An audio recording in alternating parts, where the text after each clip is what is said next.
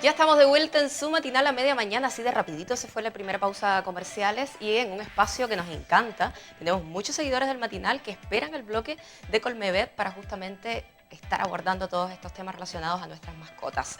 Para eso saludo inmediatamente a Ronald Rodríguez, quien es presidente del Consejo Regional de Arica y Parinacota del Colegio Médico Veterinario de Chile, o más resumido, Colmevet. Sí. Bienvenido al matinal a media mañana.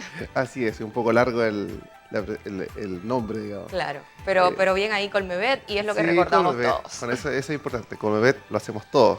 Estamos acá hoy día para hablar de un tema, digamos, que hemos hablado en otras oportunidades, pero cada cierto tiempo hay que volverlo a conversar. Y también a propósito del día que tuvimos hace poco, ¿no es cierto?, el Día Mundial de la Esterilización. Claro, vamos a estar hablando de la esterilización en pequeños animales. En pequeños animales. Vamos a estar hablando de toda la importancia de la responsabilidad que tenemos, ¿cierto?, en en este cuidado de nuestras mascotas, donde ha cambiado muchísimo, cada vez estamos más responsables, Sí. cada vez estamos más educados en torno, no sé si opina lo mismo, pero Sí. yo encuentro que sí, que la ciudadanía ha tenido un crecimiento en torno a lo que es el cuidado responsable de mascotas. Sí, efectivamente hemos avanzado. Ya hemos avanzado como país, como sociedad, así como avanzamos también en otros temas. En este tema también hemos ido avanzando. Lamentablemente no ha sido lo suficiente. Ese es el tema.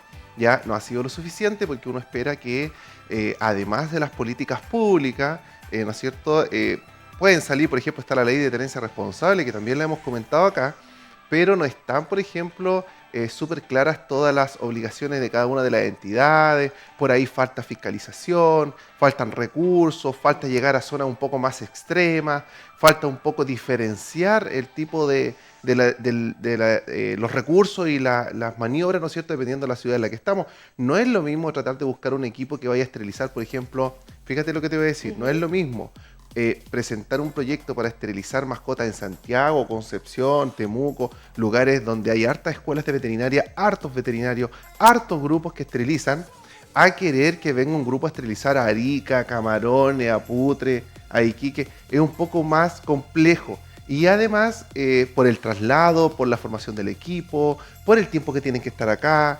En el sur es más fácil coordinar, esterilizar, por ejemplo, un número de animales en un corto periodo de tiempo. Acá a veces los proyectos son esterilizar todos los fines de semana, X número, que a veces es muy chiquitito, entonces los veterinarios tienen que trasladarse todos los fines de semana para allá.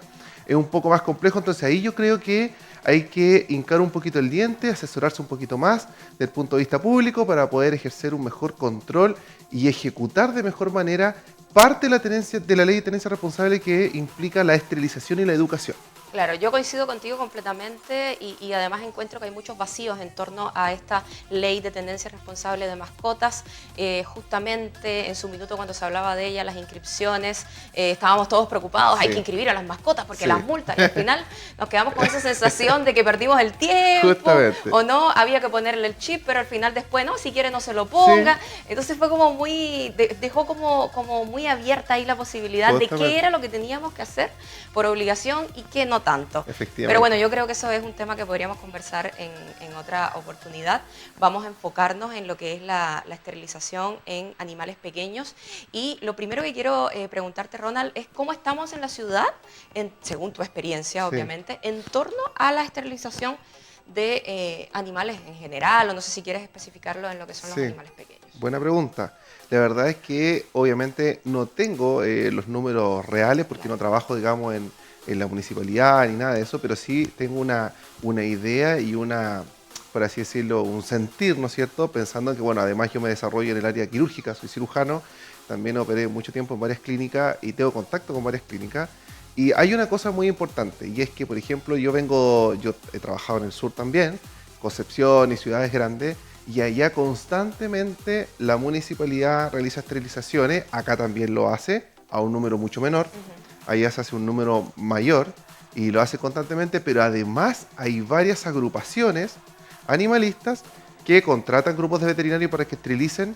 Hay muchos programas que se dan a través de la SUSDERE que funcionan de manera simultánea en varias comunas, y además hay grupos de médicos veterinarios que también postulan estos programas y esterilizan, tanto en algunos lugares que se adecuan para eso, sedes, cosas así, ¿no es cierto? O también en algunas clínicas, ¿ya? Yo tengo, de hecho, amigos que, de hecho, esterilizan por medio de programas y en forma particular a precios mucho menores hacen campañas a veces una vez a la semana, una vez al mes, cada 15 días. Acá en Arica eso no se da mucho, ¿ya? Acá en Arica la mayoría de las esterilizaciones son por vía, digamos, privada. La municipalidad también pone su aporte, pero obviamente el equipo es pequeño, entonces no puede esterilizar mucho semanalmente y es como difícil pillarle la vuelta a la rueda porque tú tienes, no sé, 100 perritas que están pariendo y estás esterilizando 5 a la semana y ya están naciendo otros 50 perros, entonces es como difícil pillarle. Y algunas por ahí, hay algunas ONG o grupos animalistas que sí han postulado algunos proyectos, traen algunos veterinarios de Santiago de vez en cuando y también esterilizan algunos perritos, pero no es algo también muy constante. Acá en las clínicas lo bueno es que hay distintos tipos de clínicas, hay distintos tipos de protocolos, procesos y valores también. Entonces, igual hay poca opción de que la gente diga no tengo alternativa para esterilizar. Igual hay de todos los valores, con todos los tipos de, por así decirlo, más o menos riesgo. Hay clínicas que operan, digamos, con más o menos protocolo. Entonces, sí, opciones al menos hay. Y lo bueno, yo puedo decir que también que vengo del sur, yo encuentro que hay buena cultura en cuanto a la esterilización. Sí, yo creo que hay una buena cultura, la gente esteriliza bastante. Aún así, obviamente el llamado es a no dejar de hacerlo y a esas personas que tienen como esta reticencia, ¿no es cierto?, a esterilizar. Porque siempre queda ese grupo que dice, no voy a someter a mi mascota a una especie de operación innecesaria. Y acá yo quiero que nos detengamos, Ronald, a hablar por qué es necesario esterilizar a nuestras mascotas. Perfecto, mira, 3 motivos principales. Nosotros como Colmevet, digamos, hicimos un video, tenemos algunos afiches, siempre damos recomendaciones. En lo personal, de hecho el otro día hice un video que lo pueden ver ahí, digamos, también en mi Instagram, Ronald-cirugía veterinaria, y este afiche que lo vamos a subir a nuestro Instagram, Colmevet Arica Parinacota. La verdad es que yo quiero resumir, ahí usted puede leer en su pantalla en la casa, pero yo quiero resumir en 3 grandes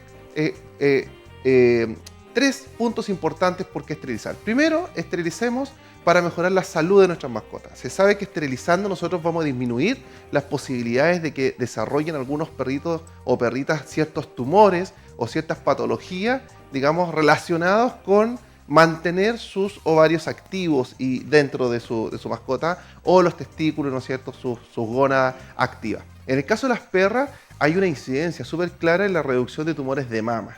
Hoy en día me atrevo a decir que más de la mitad de los pacientes que yo opero personalmente mensualmente son tumores en general. Y de esos, un número importante son tumores de mama. Si nosotros esterilizamos tempranamente a nuestras perritas, nosotros podemos reducir la posibilidad de que desarrollen tumores de mama. Ese es el punto de vista de salud. En las hembras. En los machos tenemos, por ejemplo, hay un crecimiento normal de la próstata. Entonces nosotros podemos reducir ese crecimiento o evitarlo si es que nuestro animal está castrado. ¿Por qué? Porque la próstata crece bajo estímulo de la testosterona. Y una vez que nosotros le sacamos las gónadas al macho, ya deja de producir testosterona, por tanto la próstata deja de crecer. Y la próstata en un inicio crece, se llama hiperplasia prostática benigna, es una patología que no es tan grave, pero empieza a producir problemas a los órganos que están al lado. Y el primer órgano que está al lado es el colon. Entonces está la próstata acá, el colon pasa por arriba y cuando la próstata crece, comprime el colon y el perrito no puede defecar bien, empieza con estreñimiento, le cuesta ir al baño, ¿no es cierto? Y después puja tanto que se le puede generar incluso hasta una hernia. Y después en esa hernia se le puede salir la vejiga, intestino, la próstata y hay que estarlo operando de urgencia. A mí me toca mucho operar hernias y bueno, cuando yo empiezo a hacer como la revisión, muchos propietarios me dicen, no, pero ¿por qué lo voy a castrar si él es macho? Claro, no es necesario. No es necesario, o él no va a quedar embarazado, o yo no tengo perritas en la casa, entonces no necesita esterilizarse. Va por la salud de la mascota. Y a veces también el tema machista.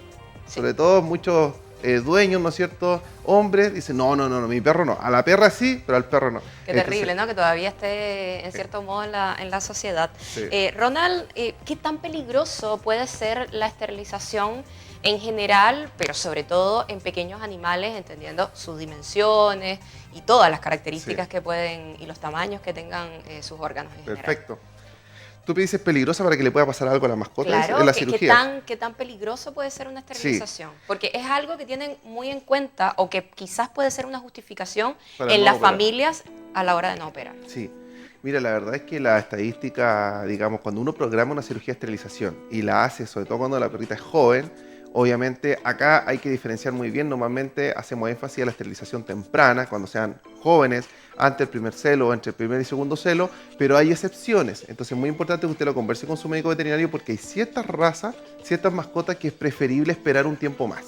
Sobre todo yo que soy traumatólogo lo puedo decir, está probado ya que en razas grandes o de crecimiento rápido debiera esperarse un tiempo más, incluso hasta 2 años o 3 años para poder esterilizarla, para evitar desarrollo de otras patologías que sí se pueden producir con una esterilización muy temprana. Entonces, ojo ahí, lo importante es que usted lo converse con su médico veterinario, pero en general, sobre todo las razas pequeñas y medianas, los perritos, ¿no es cierto?, mestizos, estos quiltritos, estos perritos que uno recoge, ¿no es cierto?, que estaban abandonados, todo eso mientras antes lo esterilicemos mejor. Ahora, el riesgo está asociado, hay riesgo quirúrgico y riesgo anestésico. Generalmente hablamos del riesgo más anestésico. El riesgo quirúrgico, la verdad es que es una cirugía, no es simple, es una cirugía de mediana complejidad. Ya lo que pasa es que a veces la hacemos tanto que creemos que es simple.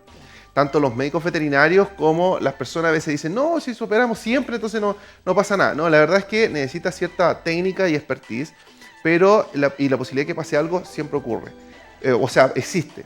Pero en el tema anestésico es donde generalmente prestamos atención y es por eso que muchas veces solicitamos exámenes de sangre. O sea, de hecho siempre deberíamos solicitar exámenes de sangre completo, si el paciente, por ejemplo, tiene más de 5 o 7 años y sobre todo si yo sospecho que hay una arritmia o algún ruido raro en la ocultación, debo pedir electrocardiografía o a veces un chequeo con el cardiólogo. Entonces, pero aún así, en resumen, los riesgos son mínimos. Estamos hablando de un porcentaje menor al 1% generalmente de pacientes que pueden sufrir alguna complicación. Ahora, dentro del acto quirúrgico, en toda cirugía, hay ciertas complicaciones menores que los anestesistas pueden sobrellevar y digamos, compensar al paciente. Eso normalmente ocurre.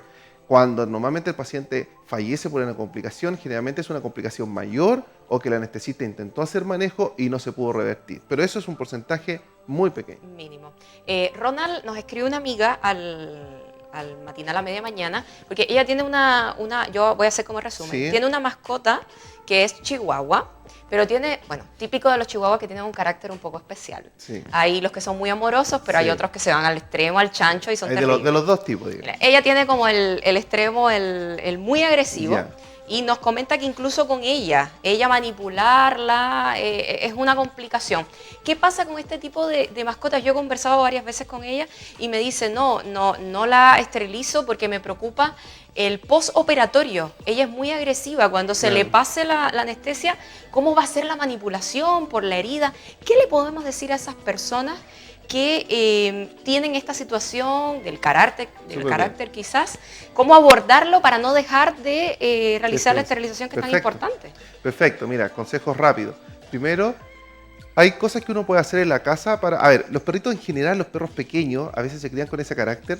Primero porque uno los educa, lamentablemente, como digamos, los humaniza harto, entonces los tiene todo el rato en brazos y les da mucho cariño, les da todos los gustos, entonces ellos como que se exacerban. Lo otro es que como uno los tiene en brazos, ellos miran a todos los perros y a los niños desde arriba hacia abajo, entonces genera una perspectiva, ellos no tienen dimensión de su tamaño, entonces su carácter está asociado a eso. Bueno, cuando los quieren operar, lo importante... Hay productos que se le pueden colocar días antes, para empezar a bajar un poco sus revoluciones. Por ejemplo, hay algunos collares, digamos, voy a nombrar a las 2 marcas más comunes para que no haya problema ahí de... Calmin y Adaptil son 2 marcas de collares, por ejemplo, que se pueden ocupar en mascota y que hay spray que uno puede relajarlo un poquito. Sí. En los gatitos agresivos se pueden ocupar Feliway, por ejemplo, que también hay en aspersores y en spray, son feromonas que ayudan a que el animal esté más tranquilo. Cuando eso no es suficiente, uno puede suplementar con un fármaco. Y ahí tenemos pregabalina, gabapentina y trazodona. En perros normalmente ocupamos trazodona y en gatos normalmente ocupamos gabapentina. Y eso se lo podemos dar 2 horas antes de que vaya al médico, sobre todo en gatos la gabapentina funciona muy bien. Yo recomiendo que se lo den 12 horas antes o 24 horas antes y antes de ir a la visita, ¿ya? Alguno le hace una hora después de hacer efecto, otro 1 hora y media, otro 2 horas. Y aquí la confianza y la comunicación con el equipo médico veterinario y con la clínica es súper importante. Entonces usted necesita... Hay que transparentar todo. Hay que transparentar todo. Entonces uno tiene ciertos protocolos, pero uno puede de repente adecuar los protocolos al paciente y la medicina hoy en día evoluciona un poco a eso. ¿ya? Yo trabajé en lugares y nosotros, de hecho, uno de los lugares donde trabajo, éramos bastante estrictos en muchas cosas, todavía lo seguimos siendo en muchas cosas, pero hay otras en que hemos ido flexibilizando. Y por ejemplo, hay pacientes, yo les digo, todos los pacientes que yo opero quedan hospitalizados, todos.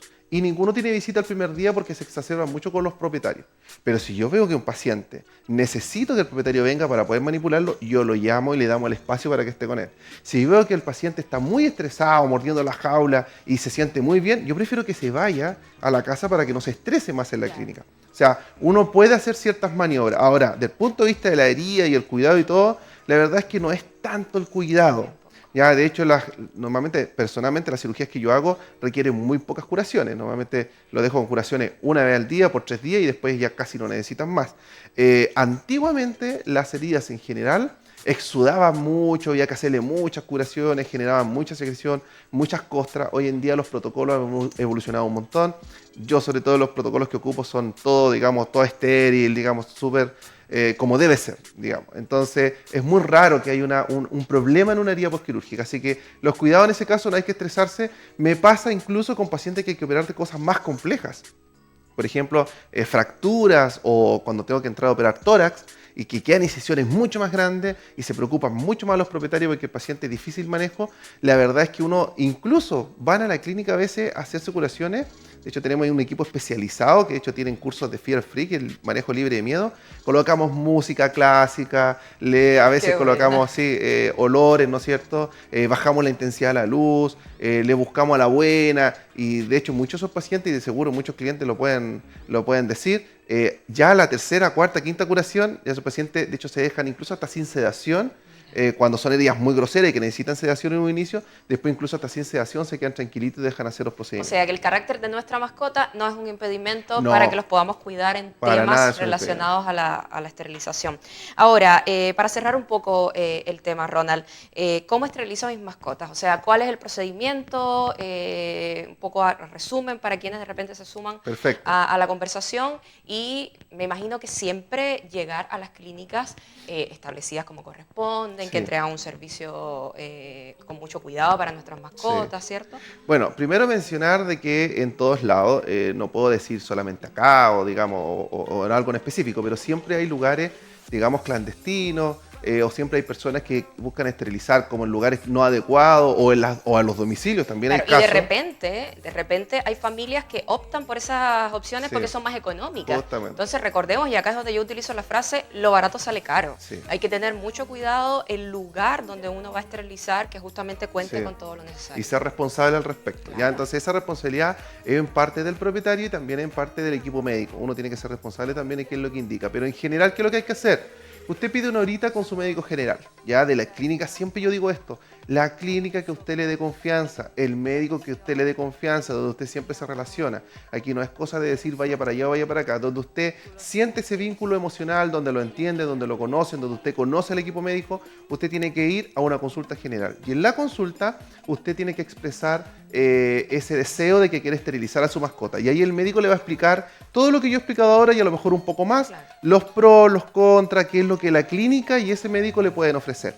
Si usted después de todo eso decide esterilizar, le van a pedir un examen de sangre, eso es lo más lógico. Si el perrito tiene una edad avanzada, más de 7 años, puede que le pidan un electrocardiograma o incluso si es más joven también se lo pueden pedir, pero cuando ya tiene más de 6-7 años se vuelve como obligatorio un electrocardiograma y a veces medir tiroides, por ejemplo, porque los perritos después de 7 años pueden tener problemas de la tiroides y eso puede presentar complicaciones en la anestesia. Entonces eso es lo mínimo. Después de eso le van a dar una hora para que usted se presente con su mascota para la cirugía y ahí lo van a recibir, lo van a examinar bien, lo va a tomar un colega que le va a hacer la anestesia, otro colega lo va a operar y después se va a recuperar. Hay algunas clínicas que tienen el protocolo que se recupere durante el día de la clínica y lo mandan de alta para la casa después de varias horas que se recuperó bien, ya no tiene efectos de la anestesia prácticamente, al menos que se puedan notar, y lo mandan para la casa. Y hay otras clínicas que por protocolo lo dejan hospitalizado hasta el otro día, ¿ya? Hay clínicas que solo le van a pedir el hemograma, hay clínicas que le van a pedir hemograma y perfil bioquímico, obviamente para tener más datos. Ahí es donde uno se puede mover. Importante detenernos en esto. Recordemos que todos los exámenes previos que le indiquen es para la seguridad de su mascota. Es para saber ante qué tipo de caso estoy. Porque de repente pasa ni que Dios quiera resulta mal la operación, Sí. entonces uno es bueno para reclamar, Ronald. Uno Sí. como cliente dice, oiga, no me fue bien con mi mascota, pasó esto. Entonces ahí está el respaldo también de los Sí. profesionales médicos, veterinarios. No, nosotros antes le hicimos los exámenes, antes de cualquier tipo de operación hay también un documento que se Sí. firma, o sea, para poder estar lo más claros posibles ante la realidad de la mascota que vamos a operar. Efectivamente es así, porque efectivamente cuando de repente el propietario dice, doctor, mire, yo no lo quiero hacer con anestesista para que me salga más barato, yo no quiero tomar los exámenes de sangre para que me salga más barato, yo no lo quiero dejar hospitalizado para que me salga más barato. Y bueno, muchos veterinarios pasamos por eso cuando partimos Claro. operando, ya sí lo hacemos para que todo salga más barato. Y cuando pasa algo, cuando el paciente tiene alguna complicación o fallece o alguna cosa, lo primero que el propietario dice, doctor, es que, ¿y por qué pasó esto? Usted es el culpable. Claro. Y uno dice, oye, mire, lo que pasa es que algo tenía, a lo mejor el perrito no lo logramos saber. Ya, pero usted es el responsable, pero si usted lo operó. Pero yo le dije que había que tomar exámenes. No, usted nunca me dijo eso. Eso es típico. Claro, se desconoce todo Se tipo de acuerdo desconoce previo. todo. Yo personalmente, para algunas personas, digamos, soy un poco duro al respecto por lo mismo. Porque ya, digamos, después de 12, 13 años de profesión, soy un poco más estricto en eso. Entonces, por ejemplo, en lo personal, yo no opero ningún paciente sin exámenes de sangre.